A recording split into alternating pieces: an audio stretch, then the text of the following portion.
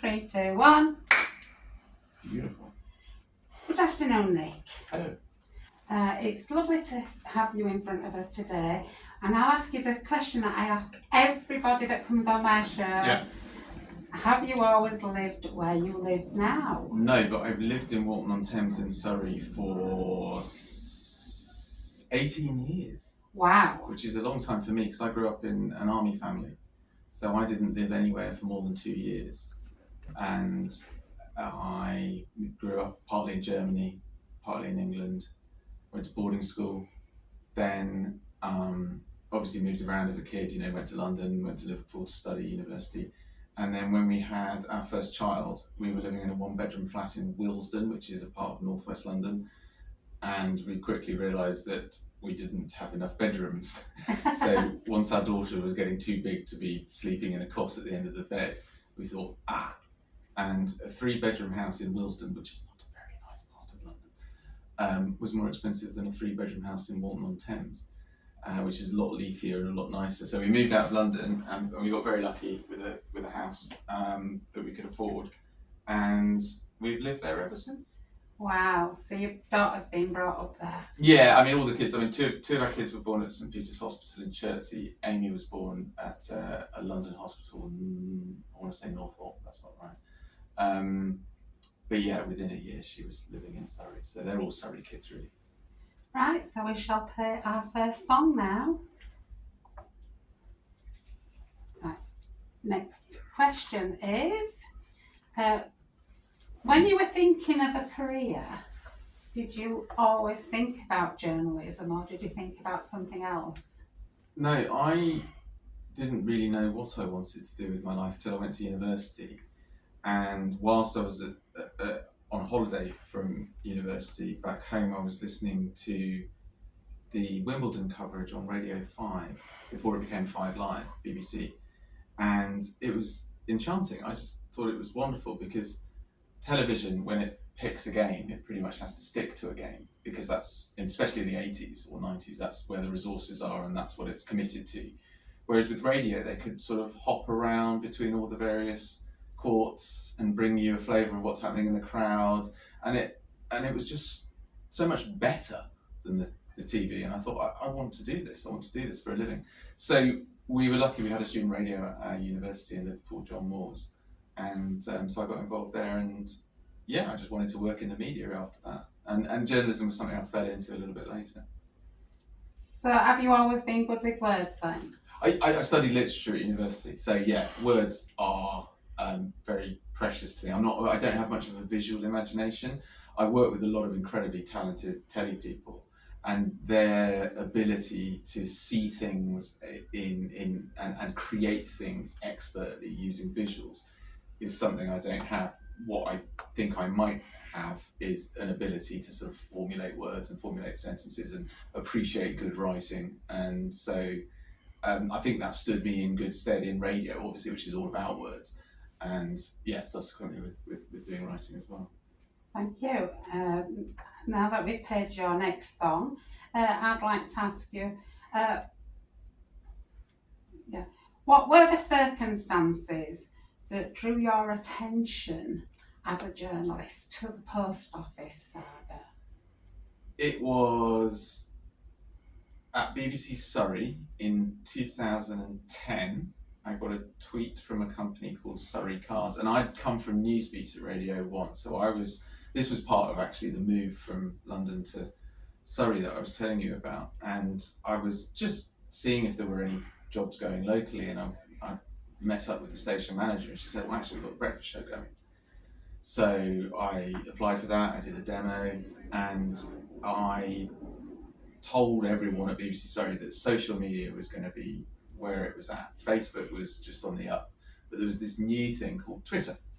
And I said, look, it's a brilliant way of communicating with our audiences. We really need to get on this. So I set up the BBC Surrey Twitter account, and I used to guard it jealously whilst I was doing my programme in the morning. I used to see how many followers we'd got and what tweets were coming in. And I got a tweet from an organisation called Surrey Cars asking if they could bid for the BBC Surrey taxi account. If BBC Surrey had a taxi account, I would have just forwarded the tweet to management and said, look, this is something for you guys to deal with. But because we didn't, I said, well, it depends whether or not your drivers have got any great stories to tell us, or so, words to that effect. And the tweet came back saying, I've got a story to tell you all, Ryan. Call me after the show. So we swapped numbers, and I gave Surrey Cars a call after the show. And Surrey Cars was Devinder Misra, whose wife Seema was in prison when we spoke. And Devinder was all over the place. It wasn't long after she'd been sentenced, and he was trying desperately to cope with a 10-year-old boy and the trauma of his wife being in prison and all the dreams and ambitions that they'd had as operators of the West Byfleet post office, which was in our patch in Surrey. I actually spent my dad was stationed in the MOD as part of his army career, and so I lived in West Byfleet for 2 years. So I knew the post office in that area very well, and so I went to see Devinder, and it was a bad time for him. He really wasn't in a good way. But there was something about the story that he told me, and the fact that we'd already had the Computer Weekly investigation, and the Justice for Sub-Postmasters Alliance already existed. So within an hour of talking to Devinder, I was talking to Alan Bates, and he was telling me, in that very Alan Bates, very measured kind of way, that Devinder and Seema were by no means the only people who this had happened to. And I mean, I do vividly remember Alan, because I said, how many people then do you think this has happened to across the country? And he said, could be in the high hundreds, low thousands. And at the time, that just sounded unthinkable. Yeah. Absolutely unthinkable. I mean, in the early days, we were amazed when Shoesmiths said, we've got 55 sub-postmasters who we think might have been sacked unfairly or prosecuted unfairly. The idea that Alan was absolutely right, even in those days, he knew how big a deal this was and how big the problem was just astounding. I mean, I do remember thinking that when we knew the number of people who'd been convicted and prosecuted was heading up beyond that 50, I thought, one day this could reach 3 figures. It wasn't until after the court case, after the High Court case, that we found out that it was north of 500. And that was just the most staggering thing. For me, that was actually the single biggest moment in terms of realisation of the scale of this scandal. But because it was the middle of the pandemic, when I gave it to the Daily Mail, it made something like page 26 on a Saturday edition of the Daily Mail, because everyone was just concerned with staying alive in those days. But yeah, I from that contact with Devinder and then Alan and then Jo Hamilton, she featured in our very first piece in February 2011. I just stuck with the story. Right, another song. Thank you. Right, now, what made you continue to stick with this story? You've just said that you did stick with it, and that just goes on to my next question really nicely. What made you decide to stick with it?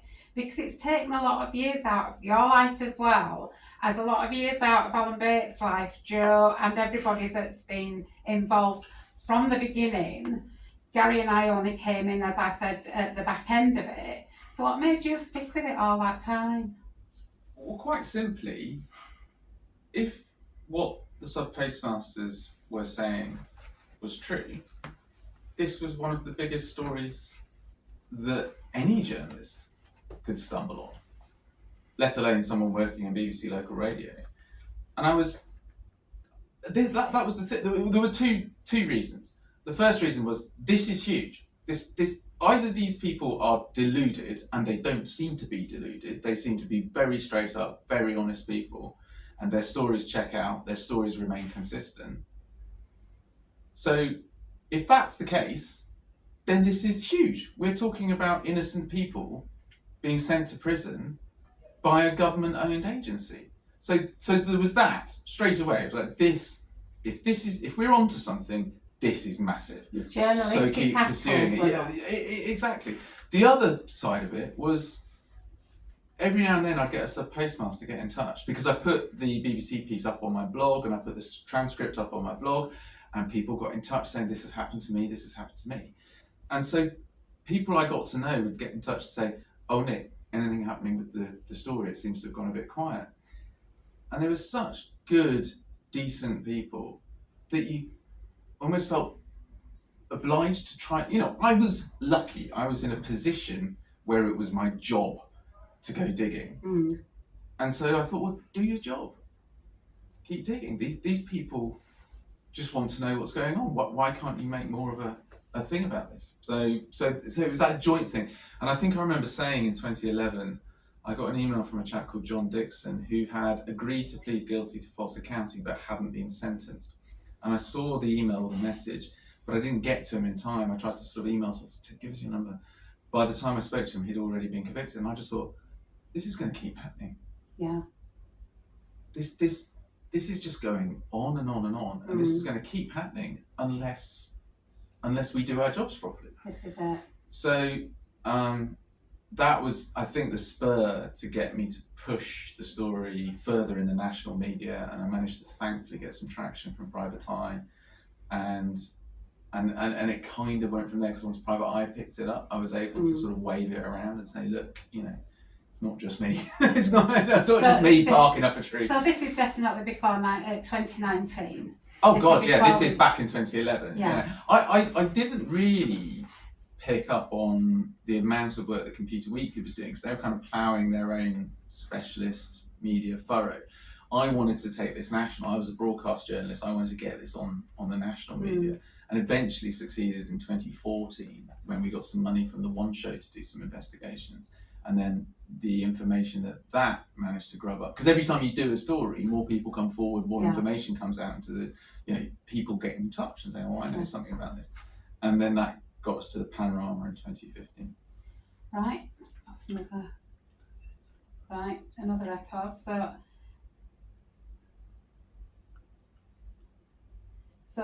now that you've been following the scandal, how many years roughly is it that you have followed that scandal now?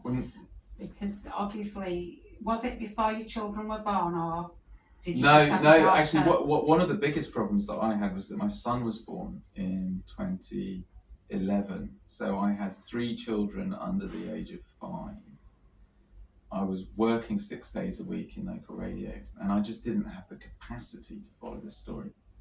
But I left BBC Local Radio in 2012, and I got a job doing Criminals Caught on Camera, the Channel 5 series, and that paid not quite as well as the full-time job of doing BBC Surrey, but it still paid me pro rata a lot better, and it meant that I had time off to pursue the story.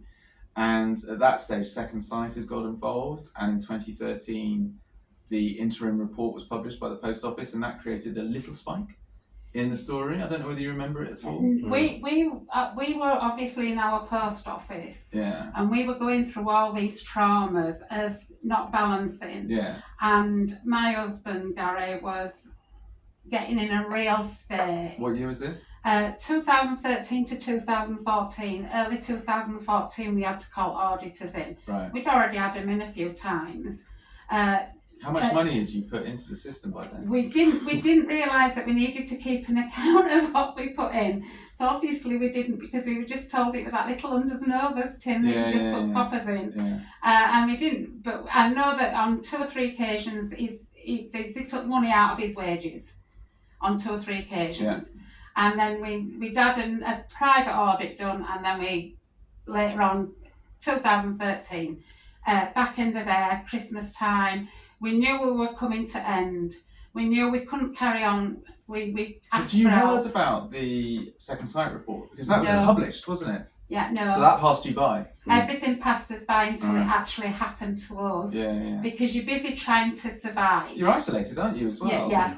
It's only happening to you. And yeah, you're told that, but also you're too exhausted to start doing research of a night. I know how hard you guys work. I know how hard postmasters work. You're up at 5 to sort the papers out, then you're on your feet all day serving customers and looking after people, and then the last thing that you've got the energy to do at the end of an evening is start sort of looking at what might be going on elsewhere. Well, this is it. We were 7 days a week, albeit Saturday and Sunday we didn't work a full day, but we were still 7 days a week. Exhausted. Yeah, and getting your stock and stuff like that from your shop and things like that. So yeah, it was. But it was a flash in the pan on the news. But I remember it because I remember thinking they found some faults in the Horizon IT system, because that was the headline in 2013. So I then pick that up. So around the time that I started working a lot harder on it would be around the time that you were really, really suffering. Well, my husband Gary, he thought it was him. He thought, because he'd not had any IT training whatsoever when he came in, and we came in at 2000, he'd not had any IT training. So he'd come in at the very beginning. That's all we knew. And he thought it was him. He thought it was stupid. Literally thought it was stupid. And I kept telling him it's not. But Wendy Buffrey was the same, wasn't she? She said she doubted herself and she went mad. I mean, she her brain just went. Well, I can say that he had a breakdown and then his face fell. He had Bell's palsy when we came to 2014, when it all blew up for us. And that's sort of, after that, we didn't realise that we could do anything about it. We felt so alone. We managed to move house, and within the first year of us moving house, my husband stumbled over at JSFA. Right, so what's the story with that? When did you first realise you weren't alone? Round about 2015. But what triggered it? How did you? Just stumbling on internet. Oh, right. On JSFA. Right. Just stumbling on that.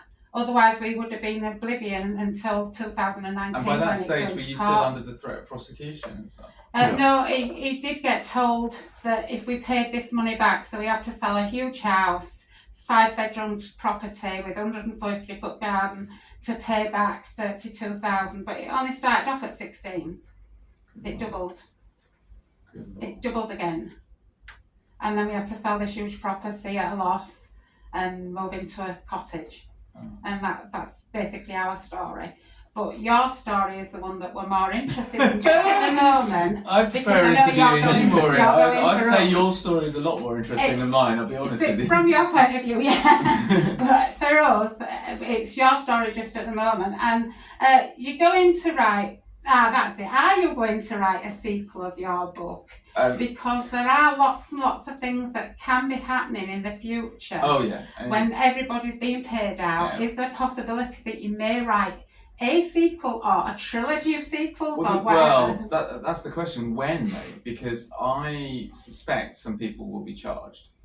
I'm beginning to believe that some people will be charged. I think there will be public outrage if people aren't charged. I don't think we'll necessarily see anyone successfully prosecuted, because it's almost impossible to prosecute people within organisations, because they can always point the finger at someone else. And so a jury would find it hard to necessarily believe criminal intent, although I might be wrong. Now, do I then do a book then when all the prosecutions fail? Or do I do a book when the inquiry reports? Or do I start writing it now because we've heard so much information come out of the inquiry? I don't know. Also, it's a big undertaking, and it nearly killed me. And to go back over it again, I prefer doing these live talks. I prefer doing these theatre talks where you can just answer questions that anyone's got. You're in the room with people. Broadcast is fun as well. Writing's hard. Writing is really hard, and the debt book was almost like a busman's holiday, because it took my mind off the post office for a bit. And I always say that I have a great privilege in that I can walk away from this. It's not my life. Yeah.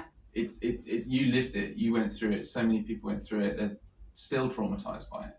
And I have the luck of, I can put it away, I can leave it behind, whereas people who've been through it themselves can't.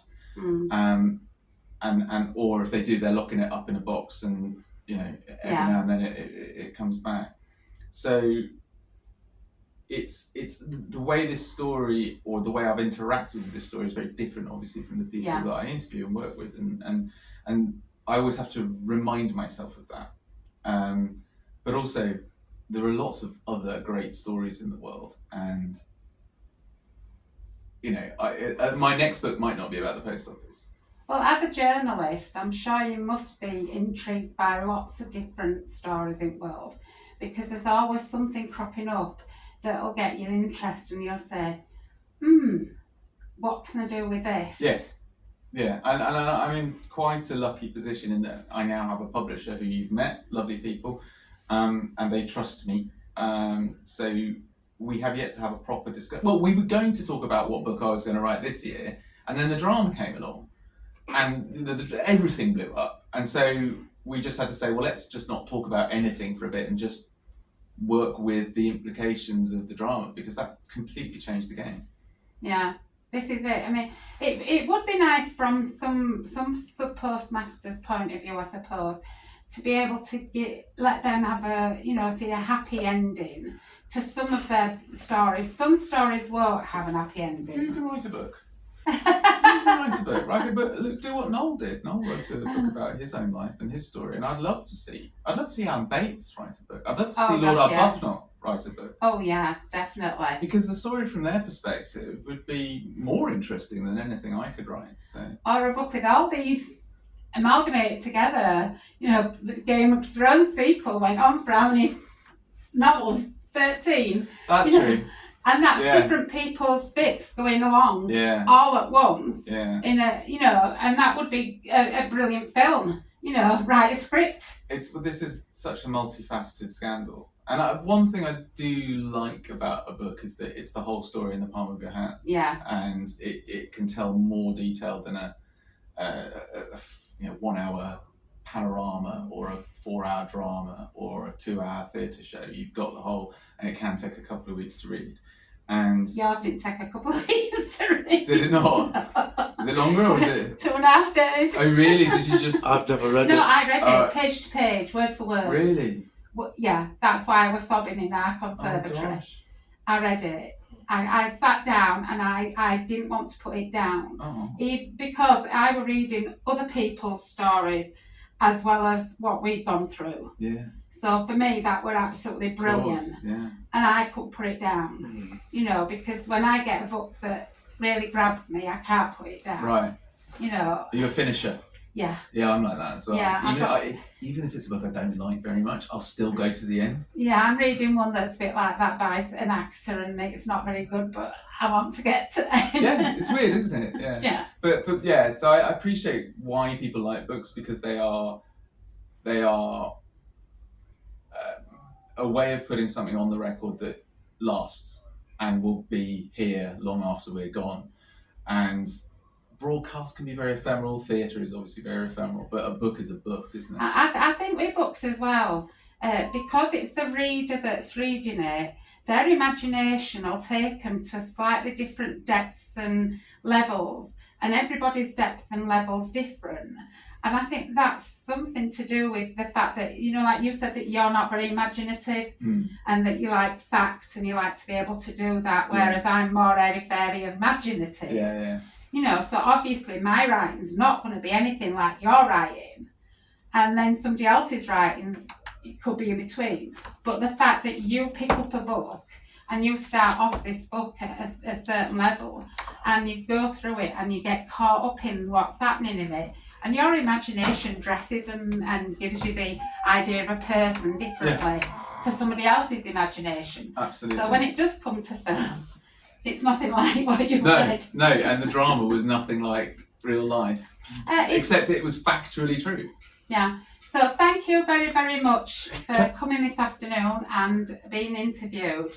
It's been a pleasure for my part. I hope you've enjoyed yourself too. It's been an honour. Can I just interject as well? Yeah. There's not a lot. Come on camera if you're going to interject. Come on, Gary. There's not a lot of people know this gentleman here did a lot of work unpaid as well for us. Oh yeah, definitely. Yeah, but I mean, He did, but a lot unpaid. Yeah, but it's just embarrassing. Well, that's all right, isn't it? No, it's not all right. But thank you very I'd like much. to say thank you. Oh, for no, that. listen. No, truthfully, if it hadn't been for you, for Alan Bates, for these things happening, how they have, and for different journalists and presenters and people coming in and telling our story, we'd still be in that little black hole, not being able to do anything. It's very so kind thank of you. you very much. It's very kind of you to say that, but the heroes are the people. I was doing my job.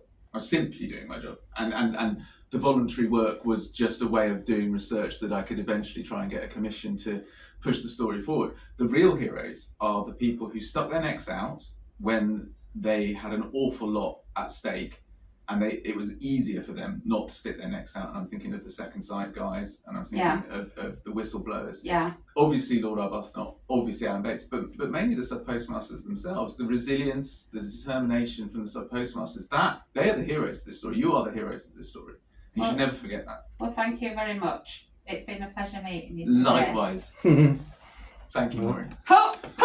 Brilliant. Our friend Marsha loves